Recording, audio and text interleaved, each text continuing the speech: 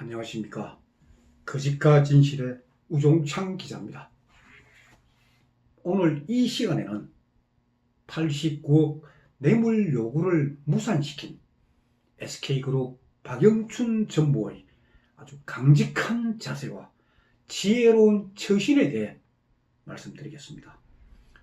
지난 시간에 제가 잠깐 설명드린 대로 박영춘 전무는 행정고시 출신으로 21년 동안 공직 생활을 한 분입니다. 박영춘 전무는 경제기획원 국제금융국 사무관으로 공직 생활을 시작했습니다. 그 후 금융감독위원회 구조개혁단에서 근무를 했고, 또 월드뱅크, 세계은행입니다. 월드뱅크에 4년 동안 파견 근무를 한 국제금융통입니다.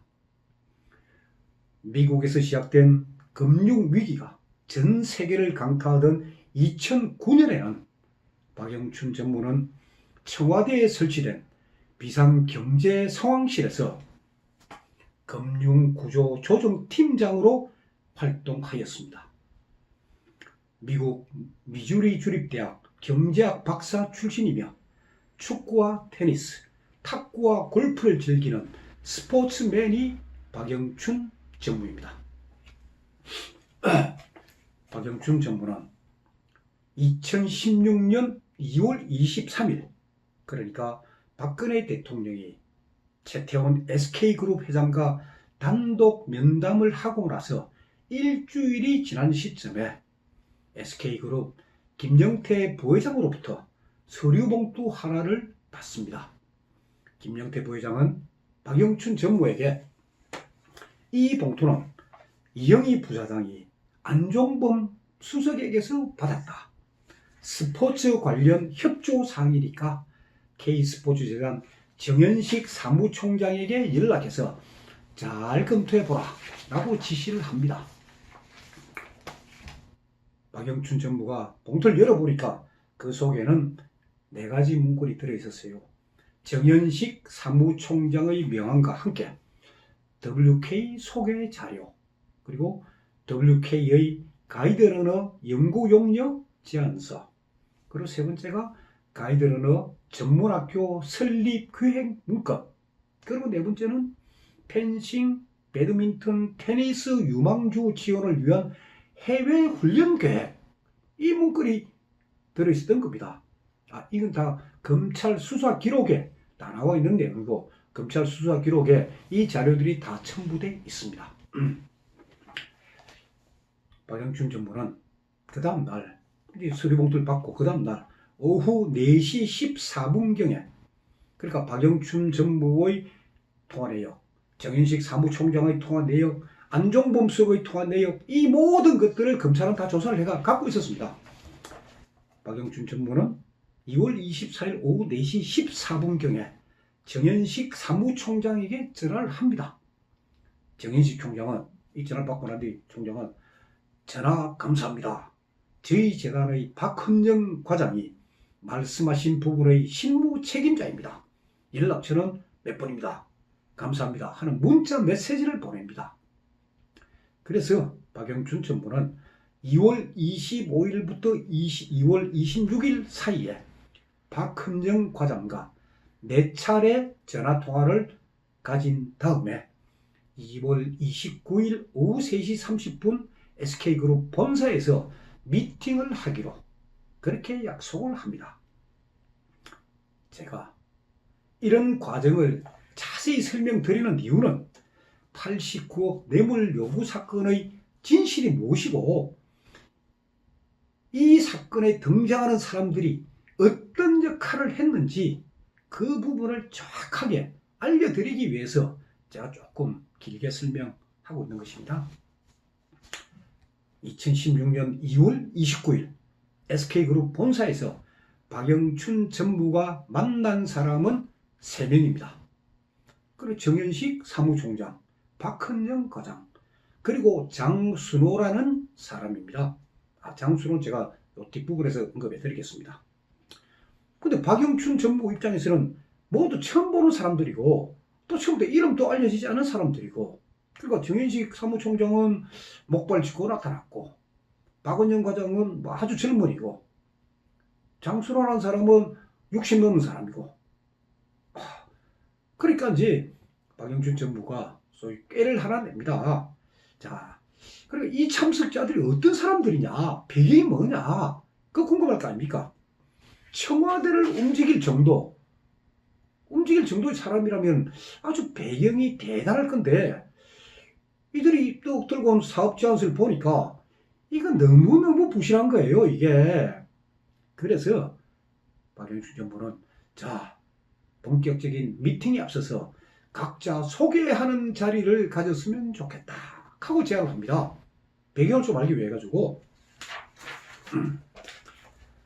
그러니까 정현식 총장이 이제 저는 은행 쪽에서 일을 하다가 K스포츠재단 사무총장이 되었습니다 라고 소개를 하고, 박은영이는 저는 태권도 선수 출신입니다 하고, 장순호는 저는 광고 관련 업무를 하고 있는데 독일 비덱사의 한국 지사장입니다 하고 소개를 하더라는 거예요. 그러고 나서 이제 미팅이 시작되었습니다. 자, 89억이라는 엄청난 금액을 자금 지원을 요청하는 팔인데, 그러면 누가 설명을 해야 되겠습니까? 정현식 사무총장이 해야 될 거 아닙니까? 근데 정현식 사무총장은 박은영에게 사업 제안하라고 다 떠넘겨버리고, 장순호라는 사람은 가만히 앉아만 있고, 그래서 대부분의 이야기는 박헌정 과장이 다 이야기를 하더라고. 박영춘 전무는 검찰 조사에서 지수를 합니다. 그래서 박영춘 전무는 박헌정이가 이 사업의 핵심 인물이구나 라고 생각했다고 검찰 조사에서 다 이야기합니다. 박헌정 과장이 박영춘 전무에게 제안한 사업 내용은 3가지입니다. 자, 미팅 자리에서 자료, 처음에 서류 봉투 속에 든 자료는 한 4가지인데 사업 제안 내용 딱 3가지예요. 첫째, 가이드러너 사업 연구 용역비 4억 원을 WK에 입금해 달라. 둘째, 가이드러너 양성학교 설립 비용을 지원해 달라. 근데 이거 금액은 안 밝히는 거예요. 설립 비용을 지원해 달라. 또 3번째, 펜싱, 배드민턴, 테니스 등 3개 종목 해외 전지 훈련비로 각각 100만 유로씩 필요하다. 그래서 총 300만 유로. 우리 돈으로 환산하면 약 40억 원 가까이 됩니다. 300만 유로를 SK 해외 법인에서 독일에 있는 비덱 스포츠로 직접 송금해 달라 하고 요구를 했다는 겁니다. 그러니까 첫 미팅에서 제시된 액수는 약 45억 정도라는 게 박영춘 전무의 진술입니다. 자, 그러니까 가이드러너 양성을 위한 학교 설립 비용, 그건 첫 미팅에서는 이야기도 안 하다가 2번째 미팅 가니까 그게 35억입니다. 이렇게 이제 금액이 제시가 되는 거예요. 그러다 보니까 자, WK의 4억, 가이드러너 학교 설립 비용의 35억, 그럼 39억. 그럼 나머지 펜싱, 배드민턴, 테니스, 해외 전지 훈련비 300만 유로, 이 금액이 왔다 갔다 하다 보니까 SK 뇌물 요구액이 80억인지 89억인지 이게 오락가락 하게 되는 거예요. 박영춘 전무는 검찰에서 4번 조사를 받습니다. 집중적으로. 그러나 이 진술 전혀 변함이 없습니다. 서류 봉투 속에 어떤 자료가 있었다. 그거는 자료가 다 나왔으니까. 그 다음에 박은영 과장이 이렇게 이야기했다. 그 진술은 전혀 변함이 없어요. 자, 그러면 잘 보십시오. 박근혜 대통령이 최태원 SK그룹 회장에게 가이드러너 사업에 대해 지원을 요구했다 하는 것이 검찰 공소사실입니다. 펜싱, 테니스 이런 거 없습니다. 근데 박헌정이가 박영춘 전무에게 돈 요구, 가장 큰 금액으로 요구한 건 펜싱, 배드민턴, 테니스 3개 종목의 해외 전지 훈련 비용입니다. 이게 왜 끼어 있을까요, 이게? 부정한 청탁이 성립을 하려면은 대통령이 최태원 회장에게 처음부터 펜싱, 배드민턴, 테니스 해외 훈련비 요구했다. 그렇게 해야 맞는 거 아닙니까? 그리고 펜싱은 누구와 관련이 있습니까? 고영태입니다. 고영태 펜싱 아시안 게임 금메달리스트 고영태 펜싱, 배드민턴 노성일 배드민턴 선수 아닙니까? 그 전문 분야입니다. 그러니까 한국체육대학교 동문인 고영태, 노성일, 박헌영이 소위 정연식 사무총장하고 가까운 안종범을 이용해서 SK그룹으로부터 돈을 뜯어내려 한 겁니다. 그리고 그 과정에 최순 피고인의 비덱스포츠라는 이름이 거론이 된 겁니다. 그럼 왜 테니스는 들어갔을까요? 펜싱과 배드민턴의 이해가 되는데 테니스가 왜 들어갔을까요? 그래서 이 부분은 제가 좀 취재도 하고 다시 진술조사를 받습니다. 테니스는 박근혜 대통령이 즐긴 운동입니다. 그래서 끼어들었다는 게 유상영의 진술입니다. 유상영이 누굽니까? 고영태, 노성일하고 한국 최대 동기고, 그리고 고영태, 노성일과 함께 최서원 피고인 곁에 있었다가 이 사건이 터진 이후에 고영태, 노성일, 박헌영의 대국민 기만 사건의 진실을 검찰 수사와 법정 진술을 통해 밝히고 있는 의로운 사람입니다. 유상영. 그러니까 SK그룹에 대한 80억 뇌물 요구는 박근혜 대통령과는 전혀 무관한 사건입니다. 지금까지 어느 언론에도 이 SK 80억 뇌물에 소위 펜싱, 테니스, 배드민턴 이 요구 50억 들어있다는 이야기 안 나왔습니다. 자, 그리고 또 하나, 시청자 여러분들도 그렇고 많은 국민들이 모르고 있는 게 안종범과 최수원 피고인의 관계입니다. 그 두 사람의 관계를 제가 오늘 언급하겠습니다. 자, 두 사람은 안종범하고 최수원 피고인은 이 사건이 터지기 전까지는 단 한 번도 만난 적이 없고 단 한 번도 통한 적이 없는 사이입니다. 이건 제 주장이 아니고 검찰 수사 기록에 다 나와 있는 내용입니다. 안종범은 소위 최순실이라는 이름 자체를 모르고 있었어요. 그러다가 한겨레 신문에서 2016년 10월 초에 최순실 이름 처음으로 보도를 하니까 그때 처음 알은 거예요. 자, 검찰은 처음에는 박근혜 대통령, 안종범 수석, 그리고 최수원 피고인 이 세 사람을 공범으로 엮으려고 했습니다. 이영렬 그때 서울중앙지검장 이 세 사람 공범이라고 수사 기록에도 없는 걸 공범이라고 언급했습니다. 근거도 없이. 그래서 통화기로 그러니까 최순 피고인 차명폰을 썼으니까 모르는 건 전혀 아닙니다. 안종범하고 통한 모든 차명폰 기록들 전부 다 검찰이 다 뒤진 겁니다. 없습니다. 최수원하고는. 검찰은 이 세 사람을 공범으로 엮으려고 가진 노력을 다했으나 증거가 없어 실패를 했습니다. 그래서 대통령하고 최수원만을 공동 피고인으로 기소한 겁니다. 근데 차은택이나 그 김성현은 미르재단 사무부총장이고 차은택에게는 동생뻘에 해당하고 차은택의 그 광고기획회사 아프리카 픽처스 그 건물 옥탑에 사는 사람이 김성현. 그러니까 차은택 신복이죠.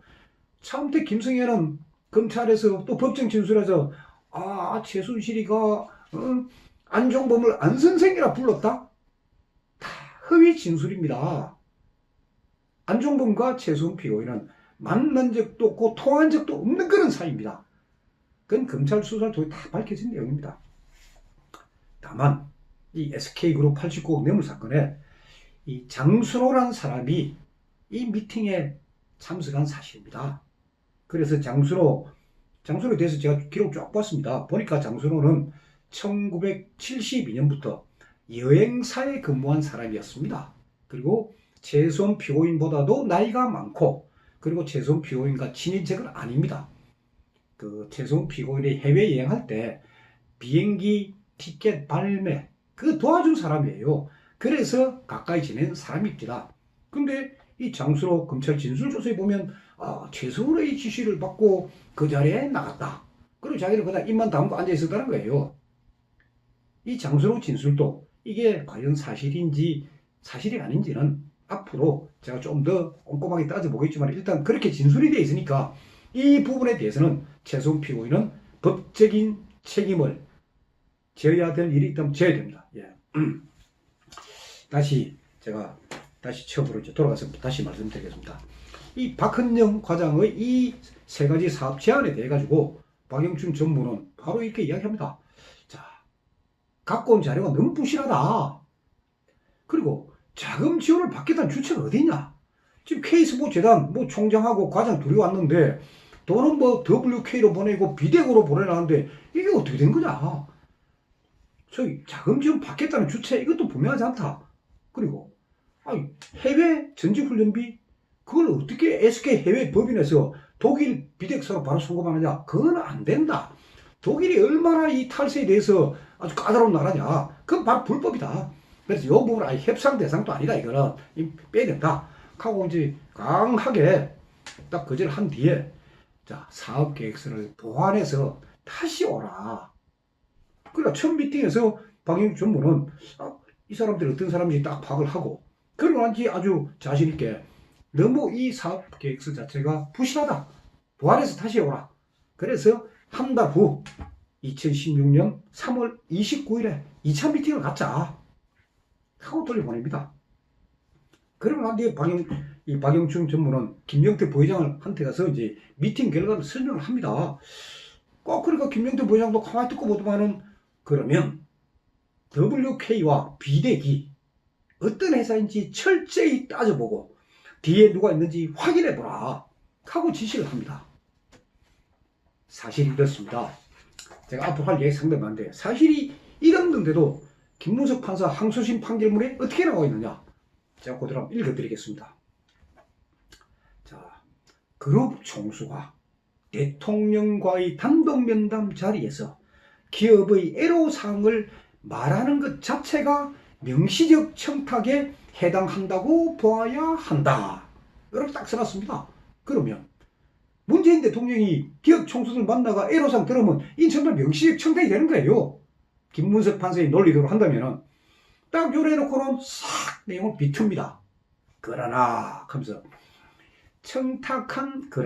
청탁한 내용들이 그 자체로 위법하거나 대통령의 부당한 직무집행을 요구한 것이라고 보기 어려우므로 최태원의 청탁 자체가 부정한 청탁이라고 볼 수는 없다. 이렇게 딱 합니다. 그 다음 문장 가서 다시 비틀면서 원점으로 확 돌아갑니다. 읽어드립니다. 다만 최태원의 청탁에 대해 대통령이 그 직무 집행의 대가로 K스포츠재단과 가이드러너 사업에 대한 지원을 요구함으로써 그러니까 K스포츠재단하고 가이드러너 사업 지원이다. 아니 테니스하고 펜싱이 다 빠졌어요. 지원을 요구함으로써 최태원의 청탁과 대통령의 요구가 결합하여 부정한 청탁이 될 수 있다. 그래서 SK89 뇌물 맞다. 이렇게 항소심에서 판결한 겁니다. 자, 여러분 냉정하게 한번 생각해 보십시다. 만약에 박근혜 대통령께서 SK그룹에다가 K스포츠재단하고 가이드러너 사업에 대한 지원을 우리가 요구했다고 칩시다. 그러면은 안종범 수석이 이영희 부사장에게 보낸 자료가 청와대에서 만드는 아주 완벽한 자료가 돼야 될 거 아닙니까? 어떻게 박영춘 전무 말 맞대로 어떻게 그렇게 부실하게 만들 수 있습니까?